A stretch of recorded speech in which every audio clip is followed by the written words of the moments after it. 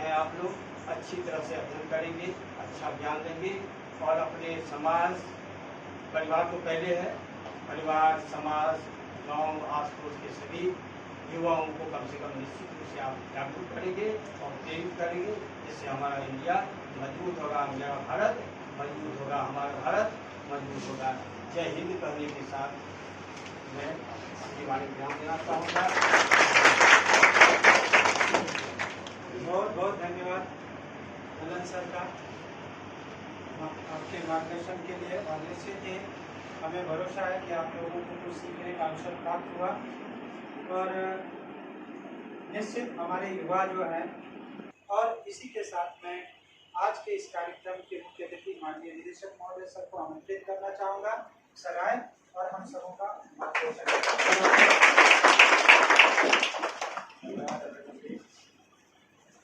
आज का यह कार्यक्रम डिजिटल इंडिया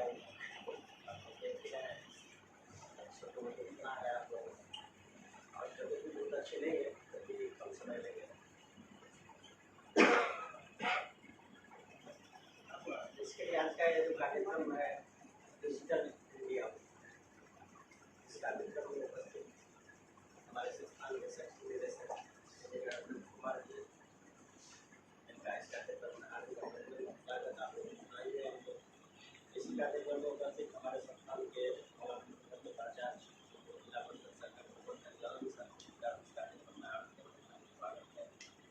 इस संस्थान के शाखा प्रबंधक विनोद सर का इस कार्यक्रम में हार्दिक स्वागत। हमारे ही संस्थान के मार्केटिंग संतोष सर हैं, उनका भी इस कार्यक्रम में हार्दिक स्वागत। और ये आपके संस्थान के जो आपको शैक्षणिक मार्गदर्शन देती है एकेडमिक काउंसलर और जो आप लोगों को लैब में विषय करता है उसका क्रिया और परिवेश और सबसे अहम आप सभी छात्र छात्रा हैं, इतनी देर से इस कार्यक्रम में जानकारी दे रहे हैं और शांति मन से आप सबकी बधाई। तो आज का जो टॉपिक है साइबर सुरक्षा, इसमें अमरिंदर सर ने हमको लगता है हर एक एंगल में उन्होंने टच किया। ऐसा कुछ भी नहीं है, हालांकि जो डिजिटल इंडिया है और जो डिजिटली है उसमें लिमिटेशन है, कोई इसमें संपूर्ण हो ही नहीं सकता है, इतना ब्रॉड है, इसकी चर्चा भी नहीं। लेकिन बेसिक जो हम लोगों को जरूरत है वो समझो जो कंप्यूटर का शुरुआती दौर था, सेकेंड फेज था, जब लेकिन शुरुआती दौर था हम लोग दुर्भाग्य से या सौभाग्य से जिस प्रदेश में जन्म लिए हैं वो अभी भी हर एक चीज में बहुत पीछे है। हम आगे कहाँ पे हैं, प्रतिभा में बहुत आगे हैं, लेकिन इंफ्रास्ट्रक्चर वाइज संसाधन वाइज हम बहुत पीछे हैं अन्य राज्यों की अपेक्षा। ये हमारा सौभाग्य भी है और दुर्भाग्य भी है। और एक नंबर हम और क्या चीज में है, पूरे देश में लेबर सप्लाई करने में हम एक नंबर। ये गर्व की बात है या दुख की बात है? तो 94 के समय में लोगों ने ये आशंका जाहिर की थी तो सारा नौकरी खत्म, बेरोजगारी वैसे ही बेरोजगारी है देश में, अपना प्रदेश और बेरोजगारी का भंडार है, तब क्या होगा? और आज 29 वर्षों के बाद क्या स्थिति है? तो टेक्नोलॉजी के आने से, कंप्यूटर के आने से रोजगार के अवसर ऐसे बढ़े जो हमारी सोच से पड़े। तो टेक्नोलॉजी जब भी आता है तो अपने साथ क्रांति लाता है, अपने साथ विकास लाता है और हमें आगे बढ़ने की प्रेरणा। एक वाक्य और बता देता हूँ। जब 2000 आया उस समय जब कंप्यूटर का सॉफ्टवेयर के भारतीय है, ये लोग बताते हैं लोग भी बनोगे आने वाले समय। 2000 फीड नहीं था उसमें, 2000 के बाद 2001-2 जो आएगा वो फीड था। तब तक 1999 तक ही था। उस समय ये विजन था जो 99 जो शताब्दी है ये चलेगा, खत्म होगा तब तो उसमें चेंज जाएगा ना, तो तब तक 1900 ही था। अब 99 से ही पूरा भय का माहौल बन रहा है, 2000 में खत्म, सारा कंप्यूटर का वर्ल्ड ही खत्म हो जाएगी, तब तक भी बहुत डिपेंडेंसी कंप्यूटर पर बन गया था, बहुत सारा चीज कंप्यूटर से होने लगा था। अब क्या होगा, अब तो कंप्यूटर दे भी दिया, रोजगार नहीं गया, लेकिन अब तो 2000 में ही खत्म ही हो जाएगा, पूरा बैठा दिया ला करके, क्या कर दिया लोग। 99 में ही फिर सॉफ्टवेयर अपग्रेड हो गया, 2000 के बाद समझो जो कई गुना ज्यादा नहीं पड़ेगा। ये प्रैक्टिकल लाइफ हर एक व्यक्ति अपने जीवन में महसूस करता है। डिजिटल क्रांति का हम यदि इसमें पीछे रह गए, जब टेक्नोलॉजी का डेवलपमेंट होगा, आपने जिस सॉफ्टवेयर की चर्चा की, फिर उसको बताएगा कौन? तो समय के साथ हमको भी अपग्रेड होना होगा। क्या 94 में जो कंप्यूटर हमने एस्टैब्लिश किया, वो कंप्यूटर है आज मेरे पास? नहीं। 94 में ज्यादा बच गया। 2 कंप्यूटर से हमने स्टार्ट किया, एक ब्लैक एंड व्हाइट कंप्यूटर में आता था, आप लोगों को पता है, ब्लैक एंड व्हाइट देखा नहीं। एक ब्लैक एंड व्हाइट मॉनिटर था, एक कलर मॉनिटर, एक कंप्यूटर बिना हार्ड डिस्क का। पढ़ाए होंगे सब तुम लोगों को फंडामेंटल, हार्ड डिस्क चलना कैसे चलता था, फ्लॉपी डिस्क से चलता था। अब एक कंप्यूटर था हमारा कलर मॉनिटर, और उसमें 70 MB का हार्ड डिस्क था, जीबी नहीं, 70 MB का हार्ड डिस्क था। और उस 2 कंप्यूटर और एक प्रिंटर, ये तो एक एडवांटेज हो गया जब हम समय के साथ जुड़ गए। डिसएडवांटेज क्या है, उसका रीसेल वैल्यू 0। हम किसी को वो दे फ्री में, यदि मेरे पास होगा, कोई लेगा उसको? तो ये टेक्नोलॉजी का एडवांटेज हम ये बताना चाह रहे थे। तो हम समय के हिसाब से अपने आप को परिवर्तन करते रहे, तब तो आज सर ने कहा 40,000 बच्चों को हम ट्रेन कर, हमारी एक शाखा से 4 शाखा यहाँ पे। कोई भी ट्रेनिंग सेंटर है या कोई भी टेक्नोलॉजी है, जब टेक्नोलॉजी की बात हम करेंगे, डिजिटल क्रांति की बात करेंगे, तो उसका अपग्रेडेशन, उसका स्वाभाविक नेचर है। जिस तरह से हम बच्चे से बड़े होते हैं, बड़े से प्रौढ़ होते हैं, प्रौढ़ के बाद बूढ़े होते हैं, ये एक ईश्वरीय देन को या प्राकृतिक ये है। उसी तरह से हमारे प्रैक्टिकल लाइफ में भी सिस्टम को भी, डिजिटली को भी, इंफ्रास्ट्रक्चर को भी आपको समय के हिसाब से बदलते रहना पड़ जाएगा, और किसी भी समय उसकी अहमियत कम नहीं है। इसलिए विनोद सर, आपकी अहमियत और छात्रों की अहमियत और संस्थान की अहमियत किसी भी सूरत में कभी भी कम नहीं होगी। हमको उस समय के हिसाब से अपने आप को, अब मिनट शुरू से भी डिस्टर्ब रहा है, क्या हमारे अगर इस तरह की घटना नहीं होती है? ये अलग से डाइवर्ट हो रहे हैं, अपनी नैतिक जिम्मेदारी को नहीं समझ रहे, हम इंसानियत को भूल रहे हैं। हर एक चीज के पीछे एक कारण सबसे अनिवार्य होता है, हम कुछ भी करें लेकिन एक बेहतर इंसान बनिए, और रोल मॉडल बनिए ना, अपना नहीं समाज के लिए, अपने परिवार के लिए रोल मॉडल बनो ना, खुद के लिए रोल मॉडल बनो। ये जज्बा जिस दिन हम ले लेंगे अपने मन में, हर एक जो छात्र युवा है, उस सब में हनुमान है, पता है ना, हनुमान जी को भी उनके ताकत का एहसास कराना पड़ता है। आप बहुत बलशाली हैं, आपसे बलशाली इस ब्रह्मांड में कोई नहीं है। हम लोग तो एक लोक में है, धरती लोक में, वो तो तीनों लोक में ही सबसे बलशाली थे, और उनको भी अपने ज्ञान दिलाना पड़ता था, याद दिलाना पड़ता था, आप बहुत बलशाली हैं। और तब देखो, एक बार में किस तरह से समुद्र को पार करके वो लंका चले गए, छलांग लगा करके। लक्ष्मण जी के लिए लक्ष्मण पूजी लड़ा था, रातों रात वो काम करना था, सुबह होने से पहले पूरा पहाड़ उठा करके लेके आ गए। तो कब लाए? जब उनको उनके शक्ति का एहसास कराया गया। तो आप जितने भी यहाँ इस सभागार में हो, चाहे जितने भी छात्र नहीं है, संस्थान का क्या मतलब, इस इंफ्रास्ट्रक्चर का क्या मतलब? जब संस्थान की पूंजी छात्र है, तो छात्र की जिम्मेदारी क्या बन जाती है? का नाम रोशन करे, युवाओं की संख्या सबसे ज्यादा है, और यदि यही सही समय है, तो हम डिजिटली अपने आप को अपग्रेड नहीं किए, तो विश्व पे हम अपना कब्जा नहीं जमा सकेंगे, विश्व में हम नजरे से नजरे मिलाकर खड़ा रहेंगे। इसके बिना आज के डेट में कुछ भी संभव नहीं है। है ना, एक किसका एयरटेल का स्लोगन है, कर लो दुनिया मुट्ठी में, किसका किसी कंपनी का एयरटेल है ना। तो ये समय आएगा तो ये हम लोगों पे अप्लाई होगा, तुम लोगों पे अप्लाई होगा, तो कर लो दुनिया। मतलब इस मुट्ठी में, एक मोबाइल में, एक टैब में मेरा सब कुछ है। बैंक का झंझट खत्म हो जाएगा, सब कुछ का झंझट। जैसे हमारे यहाँ डिजिटल क्लासरूम, डिजिटल बोर्ड रहेगा, तुम्हारे पास टैब या मोबाइल रहेगा, कोई बैग लाने की जरूरत नहीं, उसी से सारा काम हो जाना है, बशर्ते कि हम उसको, उसका मिस यूज ना करें। क्योंकि आज गूगल पे सब कुछ उपलब्ध है। हम किस ओर जाना चाहते हैं, हमें क्या चाहिए, ये यदि तय है, गूगल आपके लिए भगवान है। और यदि हमें डाइवर्ट होना है, जैसे बताएं सर, साइबर फ्रॉड बनना है, क्रिमिनल बनना है, इसकी भी रास्ता है, गूगल पे उपलब्ध है। तो बेसिक हमने, मेरा कहने का वही पता था, जो हम अच्छा इंसान तभी बन सकते हैं जब जीवन में हमको सफलता है।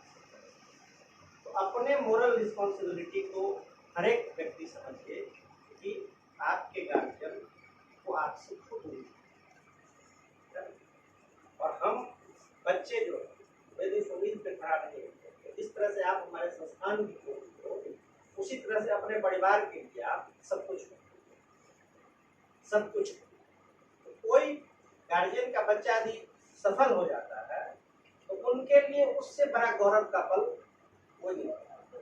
कोई चाहेगा जो हम अपने गार्जियन को गौरवान्वित ना करें, ये तो डायलॉग हो जाएगा। और नैतिक जिम्मेदारी इसीलिए, हम यदि कुछ जान रहे हैं, हम किसी को सेव कर रहे हैं, हम तुम यदि खुद साइबर फ्रॉड में नहीं आए तो कई लोगों को बचा, खुद भी यदि बच गए तो कई लोगों को बचा दे। इसलिए जो वो समझेगा, जो तो दूसरा को अटेम्प्ट करेगा, तुम में वो सक्सेस नहीं हुआ तो दूसरा को अटेम्प्ट करेगा, तो वो डर के अटेम्प्ट करेगा, इसमें तो सफल नहीं हुई कि कहीं उसी का पार्टनर नहीं है। तो बहुत लोग अच्छे इंसान बन गए, समाज में बहुत बड़ा कंट्रीब्यूशन मेरा हो गया, बहुत बड़ा कंट्रीब्यूशन हो गया। उससे सेकंड स्टेप हम सफल हो गए तो समझो सोने पे सुहागा होता है ना, वो हो गया, समाज का रोल मॉडल बन गए। और अपने साथ साथ किसी को लेके चले गए, कहना क्या है उसमें, सब भी नहीं। दशरथ माँ जी का नाम सबने सुना होगा, उसकी पत्नी को इलाज के लिए नहीं ले जा सका तो अकेले पूरे पहाड़ को काट के रास्ता बना दिया, आज पूरा देश में।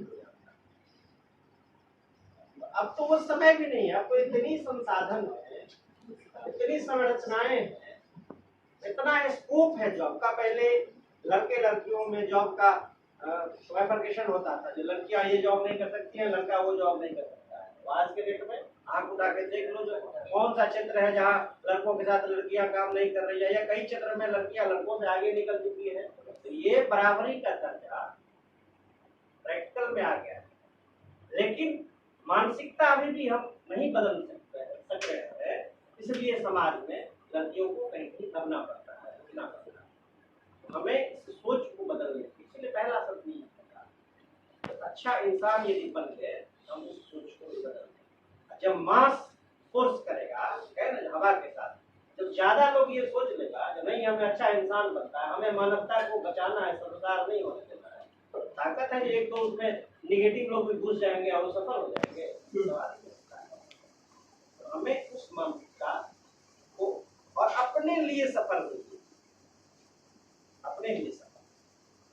मैं आप लोगों को बहुत बहुत शुभकामना और बधाई देता हूँ कि आप सभी अपने जीवन में सफलताई दिशाओं को प्राप्त करें, अपने माता पिता का नाम रोशन करें, अपने समाज का नाम रोशन करें, और जब हम समाज का नाम रोशन करेंगे, जिला का नाम रोशन, जिला का नाम रोशन करेंगे तो राज्य का नाम रोशन, राज्य जब हमारा विकसित होगा तो देश विकसित होगा। तब हम एक डेवलपिंग नहीं, डेवलप कंट्री के भागीदार बनेंगे, और ये आपको कर सकते हैं। बहुत बहुत धन्यवाद माननीय निदेशक महोदय सर का। बहुत ही अच्छी तरह से सर ने आपको सही जीवन जीने का राह दिखाया और आपने एक नई ऊर्जा का संचार किया। इसके लिए बहुत बहुत आभार सर का। और निश्चित ही के औजार बनाए गए हैं, पत्थरों पर कुछ लिखे गए हैं, तो उसके बाद फिर आया लौह युग, लोहे के हथियार बने। तो उस जमाने के लिए टेक्नोलॉजी क्या जीवन को सरल बनाने के लिए हमेशा इंसान ने क्या किया, कुछ नया प्रयास किया और तरक्की। वहां से बोलना इधर आके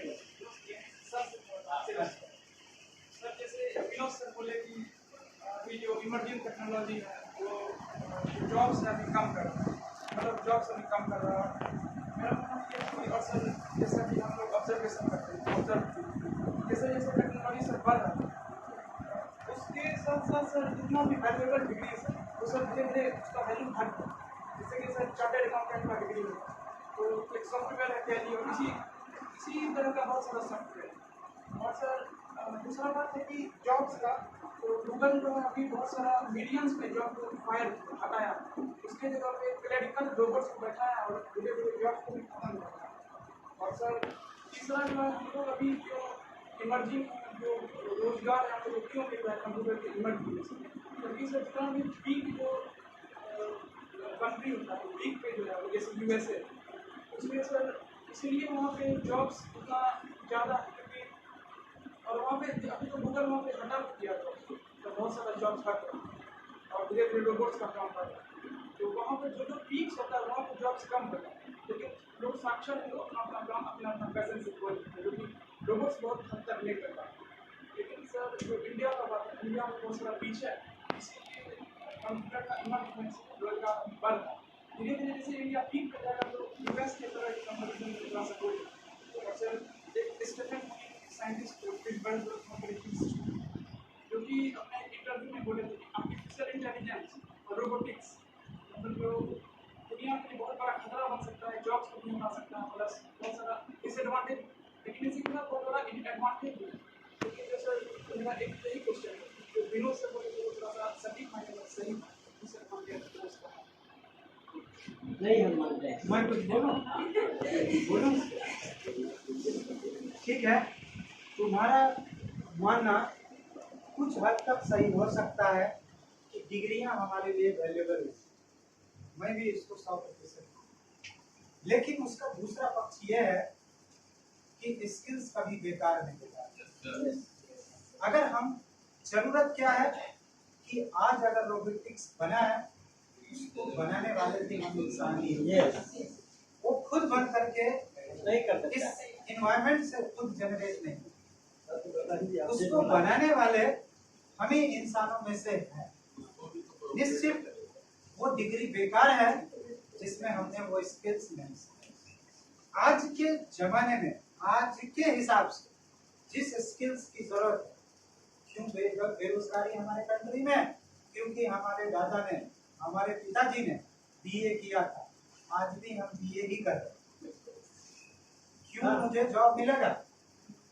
उन्होंने अकबर बाबर और बाकी इतिहास पढ़ा, आज भी हम वही पढ़ रहे हैं। और मशीन लर्निंग नाम क्यों पढ़ा? Machine learning.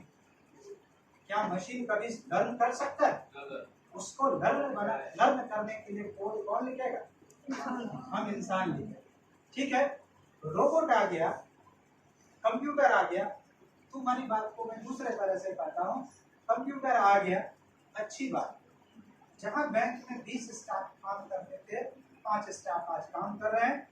उस पक्ष को तुम देख रहे हो कि 5 काबिल लोग काम कर रहे हैं। तुम ये नहीं देख रहे हो कि 5 काबिल लोग काम कर रहे हैं, तुम ये देख रहे हो कि 15 जो काबिल नहीं थे उनको छांटा गया। क्यों? और काम की गति कितनी बढ़ गई, फास्टनेस कितना हो गया, छांटा गया क्यों? काम के लिए लोग लाइन में लगे रहते थे। आज तुम कहीं भी किसी एटीएम में पैसा जमा कर सकते हो, निकाल सकते हो, किसी एटीएम किसी भी बैंक एटीएम से अपने बैंक एटीएम का निकाल सकते हो पैसा। एडवांटेज अभी तो रोजगार के अवसर मिल रहा है, छांटा गया क्यों? एडवांटेजेस ही है। देखो, दोनों पक्ष होता है, साइंस का दोनों पक्ष। अब पक्ष के हिसाब से कंप्यूटर आया तो 15 स्टाफ तो चले गए नहीं, लेकिन जो 5 स्टाफ आए वो काबिल थे तभी तो आए।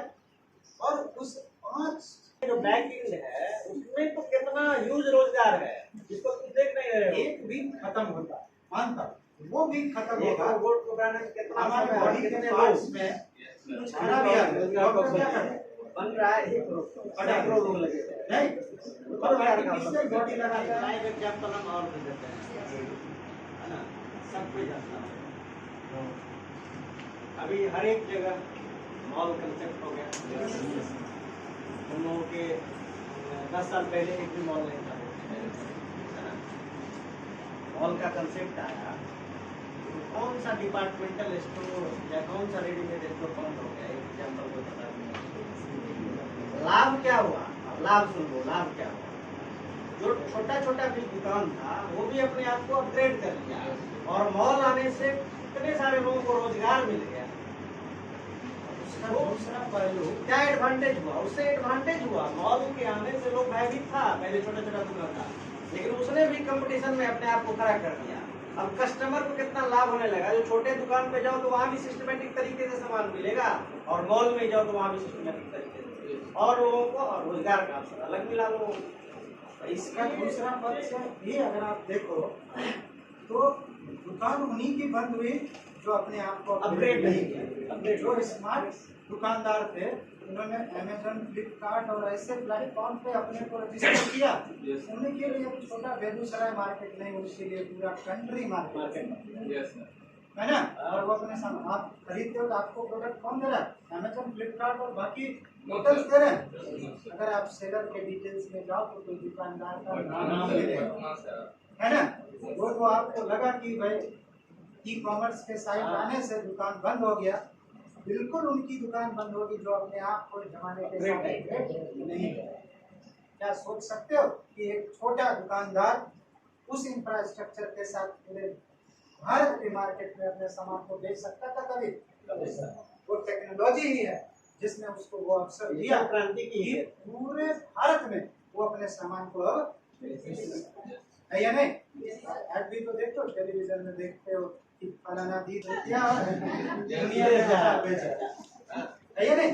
क्या कभी उस दीदी ने सोचा होगा कि अगर ये टेक्नोलॉजी नहीं आती तो हम अपने आधार को अमेरिका को चखा पाते? उस घर में बैठ करके ये कभी संभव नहीं। तो हमें उस चीज को पहचानना पड़ेगा, उस लेवल तक अपने स्किल्स को अपग्रेड करना पड़ेगा, इसकी तो जरूरत है। अगर हम उस चीज के हिसाब से अपने को अपग्रेड नहीं कर रहे तो डेफिनेटली हम पीछे छूटेंगे, ये गारंटी है। और ये भी गारंटी है कि अगर अपग्रेड करते हैं तो हमें आगे बढ़ने से भी कोई रोक नहीं है ना। कोई और किसी की तरफ से कुछ क्वेश्चन? देखिए वैसे तो धन्यवाद। और यही करे से हर एक बच्चों को मैं यही कर रहा था कि इस तरह के डिबेट में आप अपने क्वेश्चंस को रखिए, क्वेरी को रखिए। हो सकता है हर इंसान, आप इतने मैच्योर नहीं हो, कुछ भ्रांतियां बना करके आप अपने अंदर उस तरह की चीजें बढ़ाते जाओगे, बढ़ा और आप सबों ने हमें सुना और उम्मीद करते हैं कि आज के सेशन से निश्चित ही